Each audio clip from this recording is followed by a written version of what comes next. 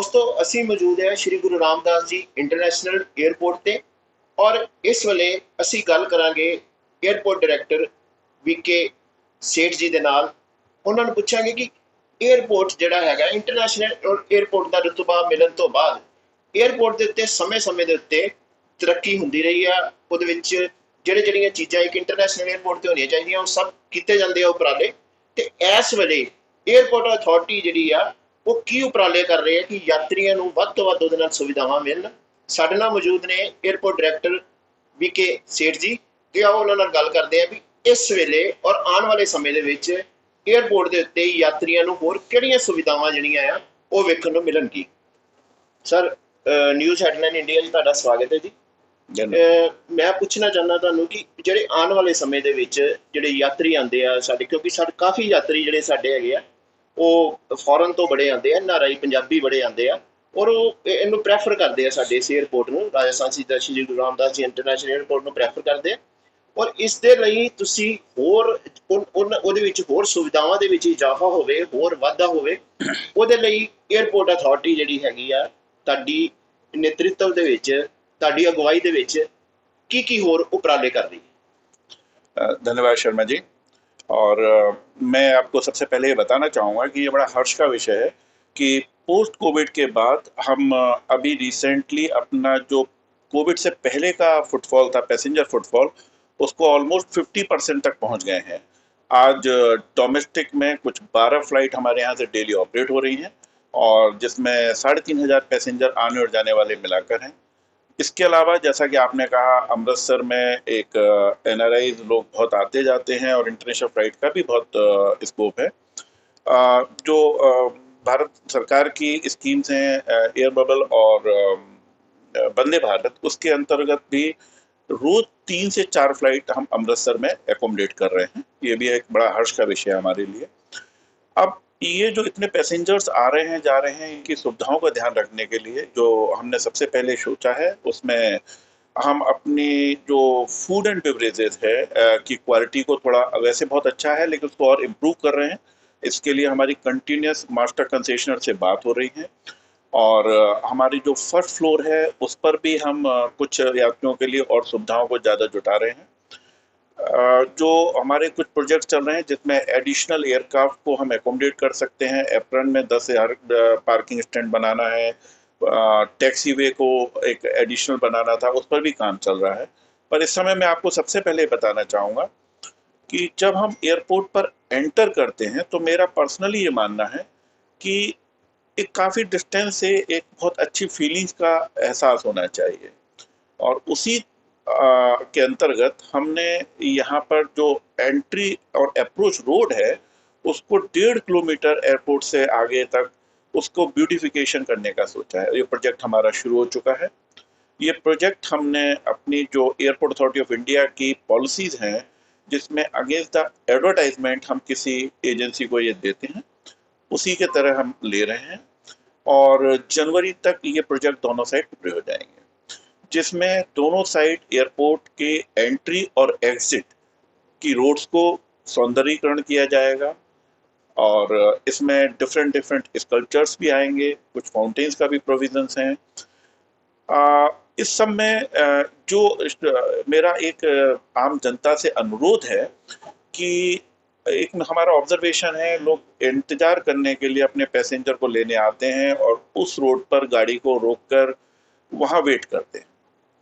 अभी रिसेंटली 1-2 साल से अथॉरिटी में जो पार्किंग चार्जेस हैं उनको बहुत कम कर दिया गया है और मेरी जानकारी के अनुसार पहले आधे घंटे तक पार्किंग केवल 20 रुपये है और उसके बाद 2 घंटे तक की पार्किंग का चार्ज कुछ 55 या 60 रुपये है गाड़ी की साइज के हिसाब से। सो मेरा ये अनुरोध है कि जो भी जनता यहाँ आ रही है, यहाँ प्रॉपर पार्किंग का उसको जो फैसिलिटी है उसको यूज़ करें और उस जगह पर खड़े होकर जो अन्य पैसेंजर्स के लिए असुविधा का भी कारण बनते हैं और ट्रैश थ्रोइंग होती है, जो खाने पीने का आइटम भी फेंक रहे हैं, मेरा बहुत विनम्र निवेदन है ऐसा ना करें और अपने इस शहर को और अपने इस एयरपोर्ट को उतना ही सुंदर बना के रखें। और इसमें हमारा प्रयास जो है, हम जनवरी तक एक बहुत ही सुंदर अप्रोच और एग्जिट रोड का निर्माण करेंगे आप सबके लिए। ਸਰ ਇੱਕ ਗੱਲ ਹੋਰ ਸਾਡੇ ਦਰਸ਼ਕਾਂ ਦੀ ਜਾਣਕਾਰੀ ਦੇ ਲਈ ਹੈ ਕਿ ਪਿਛਲੇ ਕੋਵਿਡ ਜਿਹੜਾ ਚੱਲਿਆ, ਇੱਕ ਕਰੋਨਾ ਦਾ ਜਿਹੜਾ ਦੌਰ ਚੱਲਿਆ, ਉਹਦੇ ਵਿੱਚ ਕਾਫੀ ਫਲਾਈਟਸ ਜਿਹੜੀਆਂ ਸੀ ਉਹ ਬੰਦ ਰਹੀਆਂ, ਔਰ ਉਸ ਤੋਂ ਬਾਅਦ ਚ ਕੁਝ ਫਲਾਈਟਸ ਜਿਹੜੀਆਂ ਸੀ ਰਿਜ਼ਿਊਮ ਕਰ ਦਿੱਤੀਆਂ ਗਈਆਂ, ਜਿਹੜੀਆਂ ਲੋਕਲ ਫਲਾਈਟਸ ਜਿਹਨੂੰ ਡੋਮੈਸਟਿਕ ਫਲਾਈਟਸ ਕਹਿੰਦੇ ਨੇ। ਲੇਕਿਨ ਜਿਹੜੀ ਇੰਟਰਨੈਸ਼ਨਲ ਫਲਾਈਟਸ ਹੈ ਉਹ ਵੰਦੇ ਭਾਰਤ ਦੇ ਤਹਿਤ, ਮਿਸ਼ਨ ਦੇ ਤਹਿਤ ਕੁਝ ਚੱਲ ਰਹੀਆਂ ਫਲਾਈਟਸ, ਤੇ ਇਹ ਕਦੋਂ ਤੱਕ ਨਾਰਮਲ ਹੋਣ ਦੀ ਉਮੀਦ ਹੈ? ਆਮ ਤੌਰ ਤੇ ਕਿੰਨੀਆਂ ਇੰਟਰਨੈਸ਼ਨਲ ਫਲਾਈਟਸ ਜਿਹੜੀਆਂ ਆ ਇਸ ਜਿਹੜੀ 에ਅਰਪੋਰਟ ਤੋਂ ਆਪਰੇਟ ਹੁੰਦੀਆਂ, ਤੇ ਕਦ ਤੱਕ ਜਿਹੜਾ ਹੈਗਾ ਇੱਕ ਨਾਰਮਲ ਸਿਚੁਏਸ਼ਨ ਜਿਹੜੀ ਹੋ ਜਾਏਗੀ ਕੋਵਿਡ ਤੋਂ ਬਾਅਦ ਜਿਹੜੀ ਹੈਗੀ ਆ, ਉਹ ਕਿਸ ਤਰ੍ਹਾਂ ਦਾ ਉਹਦੇ ਵਿੱਚ ਹੈ? ਔਰ ਇਸ ਦੇ ਨਾਲ ਹੀ ਮੈਂ ਤੁਹਾਨੂੰ ਪੁੱਛਣਾ ਚਾਹਾਂਗਾ ਕਿ ਇਸ ਵੇਲੇ ਕੋਵਿਡ ਦੀ ਜਿਹੜੀ ਚੱਲਦੀ ਹੈ, ਉਹਦੇ ਲਈ 에ਅਰਪੋਰਟ ਅਥਾਰਟੀ ਜਿਹੜੀ ਆ ਉਸਨੇ ਕੋਵਿਡ ਦਾ ਪਾਲਣ ਕਰਨ ਲਈ ਕਿਹੜੇ ਕਿਹੜੇ ਜਿਹੜੇ ਆ ਸਟੈਪ ਲਏ ਆ, ਕਿਹੜੇ ਕਿਹੜੇ ਉਹਦੇ ਵਿੱਚ ਉਹ ਕੀਤੇ ਗਏ ਆ, ਆਪਣਾ ਅਲੱਗ-ਅਲੱਗ ਜਿਹੜੇ ਇੱਕ ਬਣਾਏ ਆ, ਉਹਨੂੰ ਕੈਟੇਗਰਾਈਜ਼ ਕੀਤਾ ਹੈ ਕਿ ਤਾਂ ਕਿ ਕੋਵਿਡ ਜਿਹੜਾ ਫੈਲ ਨਾ ਸਕੇ ਇੱਕ ਬੰਦੇ ਤੋਂ ਦੂਜੇ ਬੰਦੇ तक। ਉਹਦੇ ਲਈ ਕੀ 에ਅਰਪੋर्ट अथॉरिटी ਜਿਹੜੀ ਹੈ ਉਹ ਇਸ ਵੇਲੇ ਕਰ ਰਹੀ है? जहाँ तक शेड्यूल फ्लाइट्स है, हमारे प्री कोविड में 11 से 12 फ्लाइट एवरेज होता था इंटरनेशनल फ्लाइट्स का।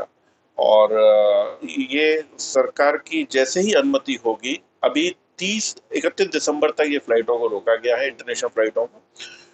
जैसे ही ये अनुमति मिलेगी और फ्लाइटें शुरू होंगी, मैं ये बताना चाहूँगा कि हम पूरी तरह से तैयार हैं उन फ्लाइट्स को एकोमोडेट करने के लिए। और ये उतना ही हर्ष का विषय हमारे लिए होगा कि हम उन प्राइवेट फ्लाइट्स को भी, इंटरनेशनल फ्लाइट को अपनी सर्विसेज दे पाएँ।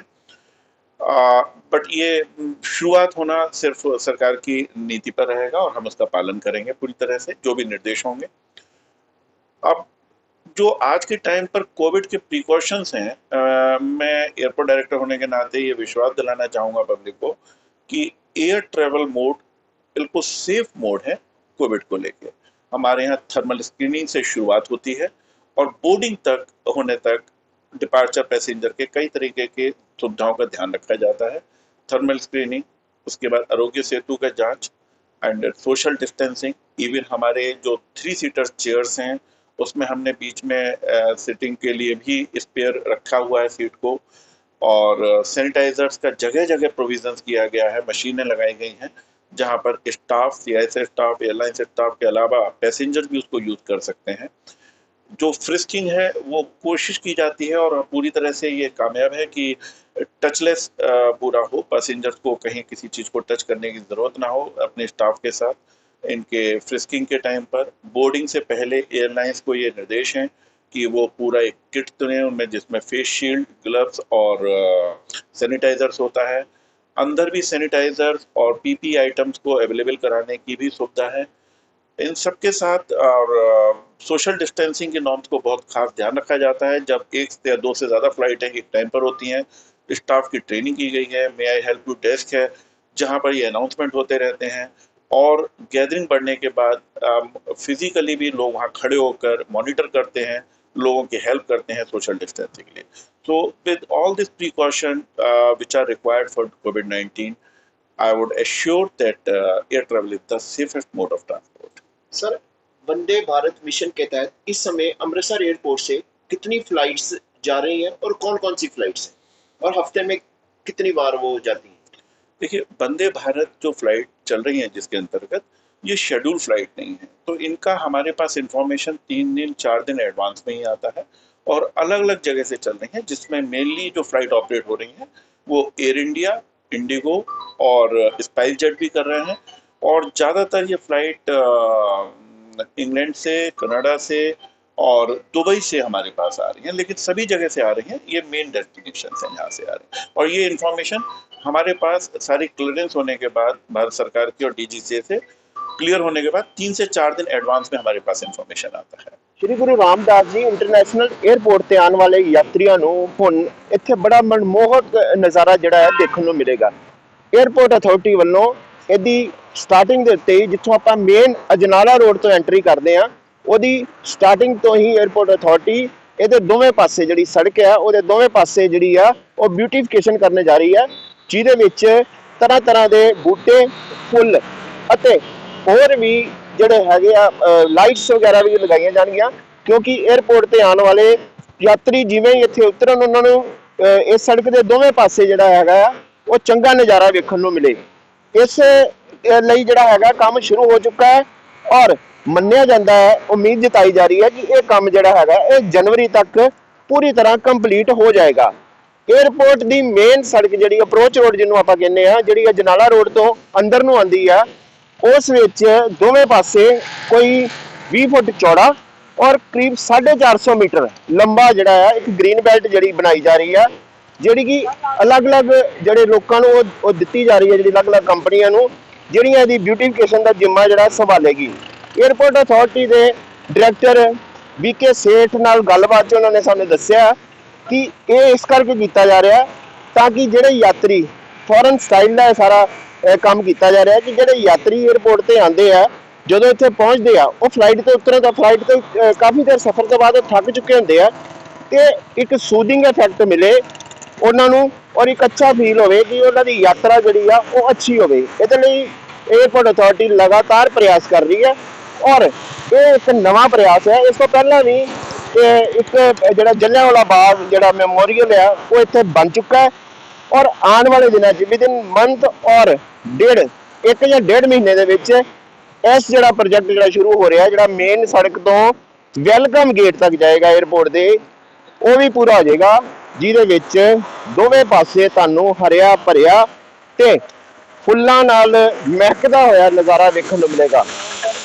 ਇਸ ਦੇ ਨਾਲ ਇੱਥੇ ਰੰਗ ਬਿਰੰਗੇ ਫਾਉਂਟੇਨ ਵੀ ਲਗਾਏ ਜਾਣਗੇ, ਜਿਹੜੇ ਕਿ ਯਾਤਰੀਆਂ ਨੂੰ ਆਪਣੇ ਵੱਲ ਅਟਰੈਕਟ ਕਰਨਗੇ। ਨਿਊਜ਼ ਹੈਡਲਾਈਨ ਇੰਡੀਆ ਤੋਂ ਅਨਿਲ ਸ਼ਰਮਾ ਦੀ ਰਿਪੋਰਟ।